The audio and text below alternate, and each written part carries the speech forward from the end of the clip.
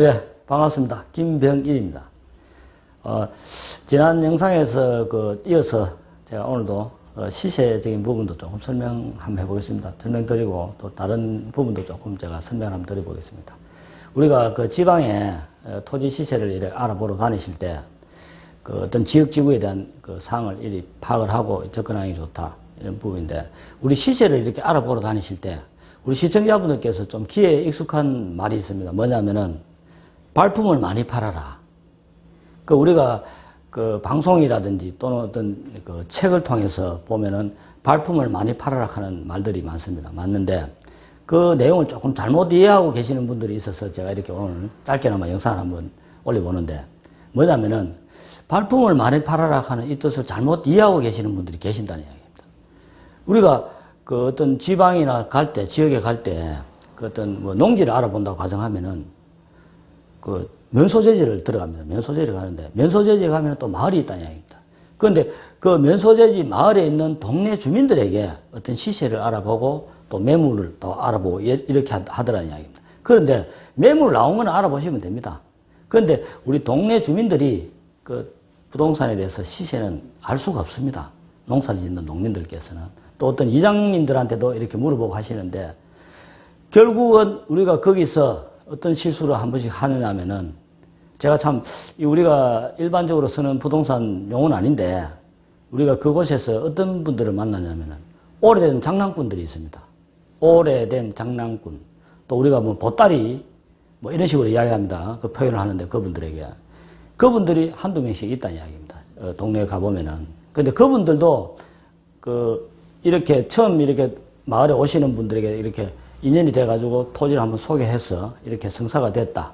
그렇게 해서 수수료를 챙긴다. 이렇게 했을 때 그 이후에 발생하는 어떤 법적인 문제, 또 인허가적인 부분 문제, 또 우리가 등기하는 가게까지 과정, 또 우리가 토지를 볼 때 시세적인 부분을 알아볼 때 접근성, 그 다음 토지 모양, 평수, 그리고 또 토목적인 부분, 이런 여러 가지를 놓고 또 주변 환경도 살피고 이렇게 하는데, 그런 게 없이 이 토지가 얼마나 카더라 이런 식으로 해서 계약이 됐을 때 오래된 장난꾼들에게 걸리면은 재산상 손해를 볼 수 있다는 얘기입니다. 그래서 동네 주민들에게 시세를 알아보는 것이 아니라, 말뜻은 뭐냐면은 우리 지역에 있는 지역에서 활동하는 부동산 중개사무소를 많이 다녀라.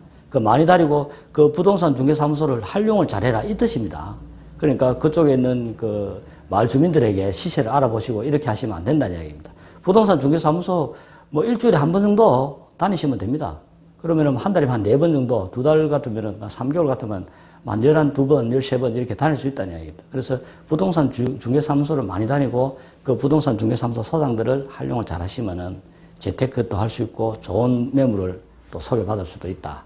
그러니까 발품을 많이 팔아라 이 뜻은 부동산 중개사무소를 많이 다녀라 그 뜻입니다.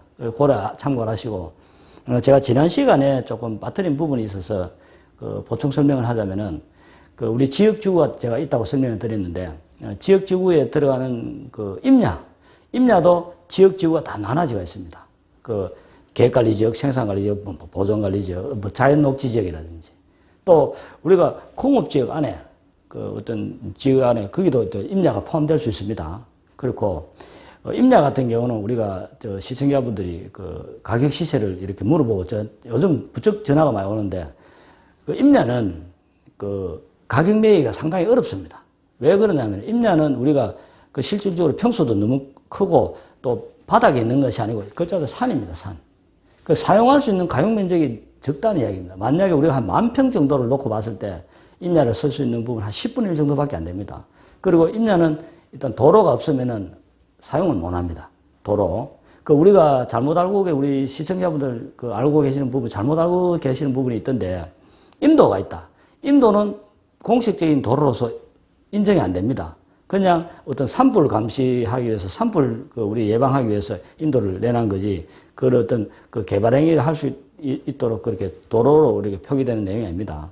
도로라고 표기가 안 됩니다. 그러니까 임도가 있으면 그만큼 또 본인들이 가지고 있는 임야가 도로가 없으면 또 편리하기는 편리하니까 임도를 잘 활용하시면 되고, 임야는 우리가 이 경사도를 가장 이래 좀 눈여겨봐야 되고, 경사도는 밀양 지역 같은 경우는 한 경사도가 25도 이상이 되면은 개발 행위 하는데 어렵습니다. 어렵고 우리 임야 같은 경우는 일단 도로가 첫째 최고 중요합니다. 우리 뭐 농지도 물론 마찬가지인데 임야를 보러 다니신 분들은 도로 그리고 지역적으로 살피시면 됩니다. 임야 역시 임야도 농림지역이 있으니까. 그런데 임야에 우리 시청하시는 시청자분들이 본인들이 많이 임야를 가지고 있다.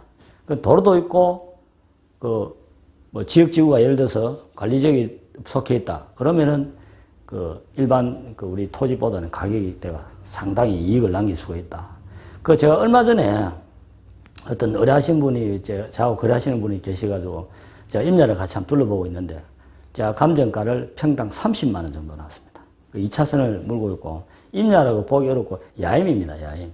또 우리 경사도는 거의 없다고 보시면 되고 또 물론 제가 조금 한 부분이 신경 쓰이는 부분이 뭐냐면 이 소나무가 좀 잘 분포가 되어 있어가지고 토양도 아주 좋았는데 그래서 제가 조금 둘러보고 컨설팅을 해드리고 매입 감정금에 한 30만 원 정도 나왔는데 결국 서류를 확인해보고 산주를 만나보니까 종중산이라는 이야기입니다.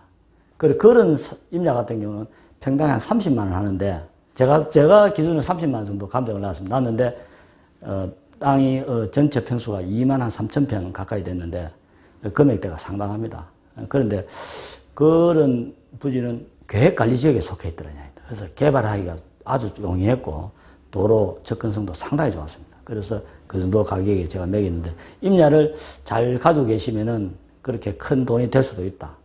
그렇게 아시고 제가 오늘 또 이렇게 영상을 설명을 드렸는데 우리 시청자분들 조금 도움이 되었으면 좋겠습니다. 도움이 되었으면 좋겠고 다음 영상에 또 제가 여기서 또 조금 더 보충 설명을 해서 또 다음 영상에 또 인사드리도록 그렇게 하겠습니다. 예, 김병일이었습니다.